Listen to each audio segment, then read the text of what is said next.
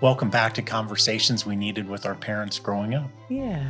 This is topic 4, raised in silence about money, what it cost me. Yeah. What comes to mind when you even just say those words? Well, my grandfather talked about money all the time. But he did it in a way that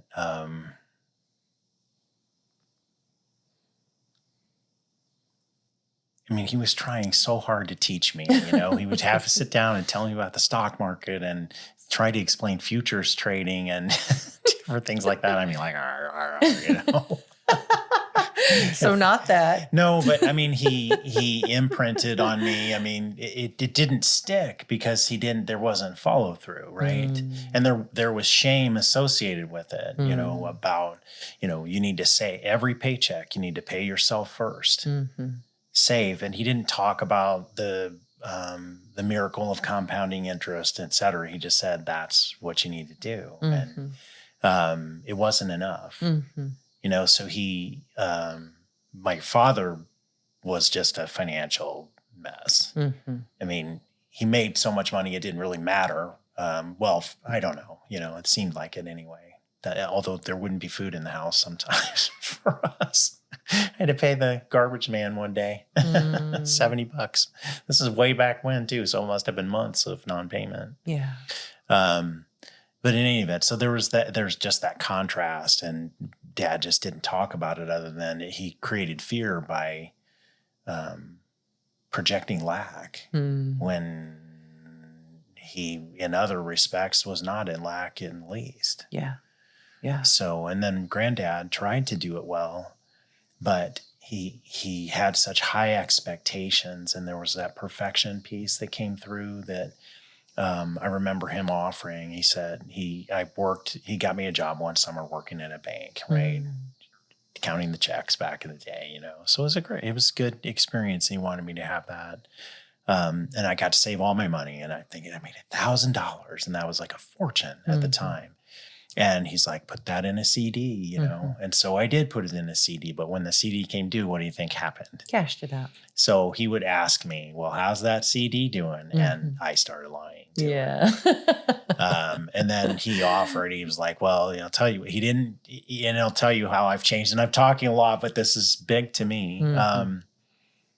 He offered, he said, if you put money into a savings account, I will match what you put in.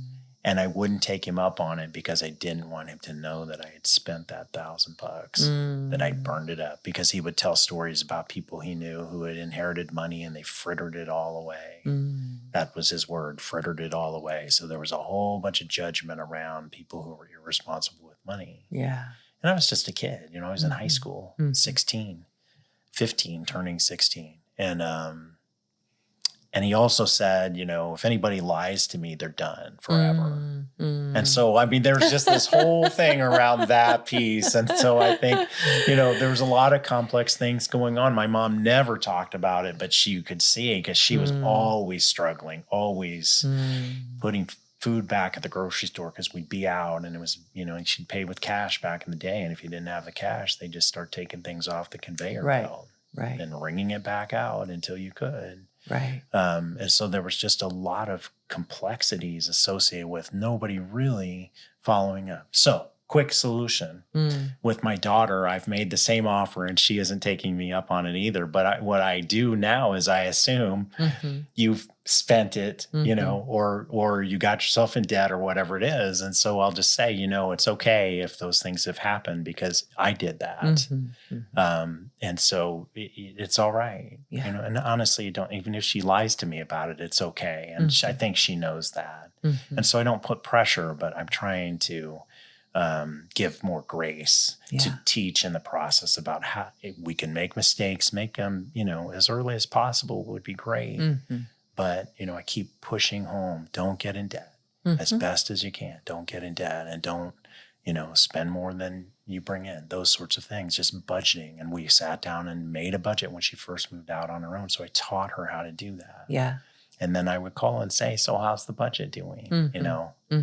And she'd, whatever. Yeah, I think it's okay. And I would say just a caveat because of my own experience, if for any reason you're outside of the budget sometime, if that ever happens to you, just tell me and let's talk about it. Yeah. So that's been my approach after my experience.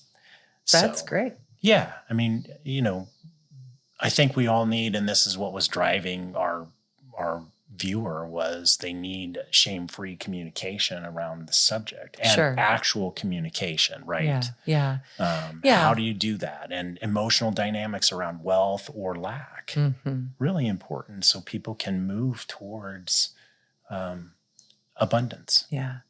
Yeah. What the listener had sent in was money was a taboo subject. It's unfortunate because more affluent families have financial conversations all the time. Yes. And I don't know if that's true or not true, because I thought the same thing. Yeah, I don't, because I didn't, have that experience. But I know that growing up for me, we didn't have a lot, and I know my parents were very careful. I know that I didn't understand that until I was older. And I know that when I bought my first vehicle, that I got a loan at our church credit union, and I paid $86 and I think 68 cents a month, and I was so proud of myself for going there and turning my money in once a month to make that payment. But I didn't talk to my kids much about money. And what I believe upon reflection was that my parents didn't talk a lot about it, but I knew that they were cautious about it, that there was fear about it, but I didn't experience it as really heavy. And so I think for me, it was, I figured it out. My kids will too. They're smart, not recognizing that was a burden. Actually, I talked to Cameron about that within the last few months. That was what when I said, what was it that you wish that I had talked to you more about? He said money, for sure. Yeah. And beyond Aunt Jenny saying compounding the miracle interest, of compounding interest. Right. It's pretty vague, actually. Yeah. But if you explain the concept and bring it home to pay yourself first every time, if it's $1, if it's $10, put it somewhere where you're not going to spend it. Yeah. So it can grow. Because, man, if you do start that at 18 or 20 or whatever it is, you can have a lot by the end of the road. But it is so hard because when you're younger and you start a family, you need it. Or you want what you want. Or you make bad decisions because you like to eat out, for example. I always, and this was my own experience, eating out was the biggest budget buster there was. Yeah. It's significant expend. It's significant. Yeah. So why our parents may have avoided it could be cultural, family. We don't talk about that. Right. They may not have felt competent about it themselves. They could have done what I did, which was assume that my kids would figure it out, that they would watch, what I did and learn well, not helpful, just having that awareness that was part of the assumption that I made. Their own sense of financial insecurity, just avoidance of the topic. And I think for some people, there's that's something you need to worry about when you're an adult. You don't need to worry about that right now. It'll come. And I didn't have that attitude, just that they would figure it out. They're smart, capable, competent people. They'll figure it out. Yeah. Yeah. So, what I think, people are looking for, I know what Cameron was asking for was really, had I shared practical tools with him. I was telling him that, I used Microsoft Money. That's so old. Yeah. That is so old, 30 some years ago. And I said, but every single thing, and I still use QuickBooks and have used QuickBooks for 23 years, 24 years. Yes. Every single thing that I spend is kept track of. Yes. Every single thing. So I started that early, but I didn't teach my kids that. So those have been more recent conversations since this topic came up in January. So I've got all kinds of ideas about what would be helpful. Yeah. But that's probably another topic. That would be a much longer of all conversation. The mistakes I've made and still make. Yeah. So having these conversations now, encouraging parents to just be able to say, these are some things I wish I had known. These are some mistakes that I made. This is what I've learned. Knowing that, your child's going to have a completely different financial experience than you are, no matter what. And so, again, not trying to decide how they should do things, but offering them options, sitting down with them and looking at other programs. I don't even know what other programs are out there today. Yeah, I'm guessing there are apps. so many options, that take your information probably directly from your bank and summarize it and all the things. But having those conversations, it doesn't mean that kids know that is all out there or what some of those apps do or what they mean or what the capability of them are. I'm sure I'd learn a ton. Yeah. If I sat down and did that. Some people grew up with a grocery budget. I know that we did. We had one. Yeah. We did. We were very careful. My Cameron, I'm going to go with Cameron again, just because he talks about it the most. Shopping at Aldi's and making really good choices. And, that they do eat out, but they, really keep coming back to making meals at home, coming back to making meals at home. All the kids are great cooks, so they all have that, capacity to cook well for themselves. But really just money can feel often like a burden. What I learned when I worked at Grant Thornton preparing tax returns was the amount of fear that people have around money across the board. I did not understand that until I worked there.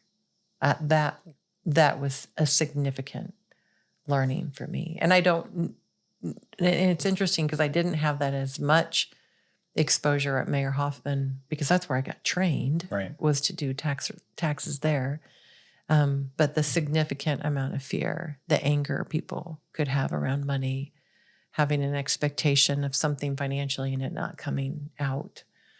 Anyway, it was just an interesting, difference.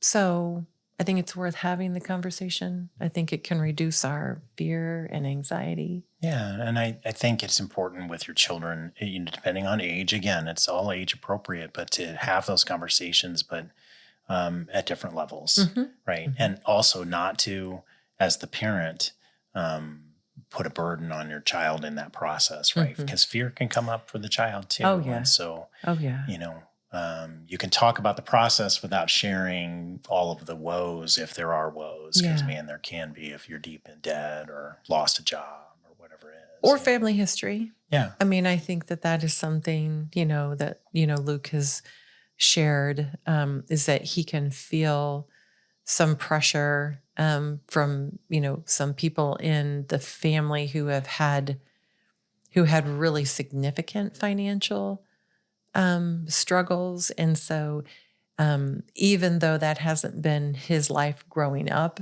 those stories feel like pressure. And so very, fear-based. And so the sharing isn't always based in reality. Yeah. It's really based in the fear that person is experiencing around money, which then makes money really scary, as opposed to these are some things that you can do to make sure that you're going to be okay. Right. Yeah. And one thing that I always, have told my kids and still tell my kids is, you are capable and competent. You will be okay. Yeah. Always working towards the resourceful piece. I don't want them to be afraid that they won't have enough. I want them to know that they will always find a way. Yeah. And I think opening the door, to help teach some methods and some responsibility and some concepts does a couple of things. Number one, I believe this, if we have fear around money, we are putting up blocks, energetic blocks to abundance. Yeah. Right. Those can be there. And so the less fear we have, I think the more that channel can be opened up. That's my belief. The other is that we can have self-worth, and regardless of level of wealth, right? Because wealth can be a lot of different things, but in any event, self-worth arises around the money piece when we open the door to having conversations about how to handle it, how to interact with it.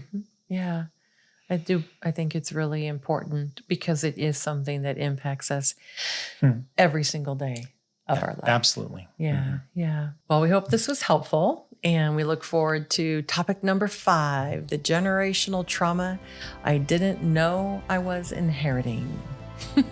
See you next time. See you next time.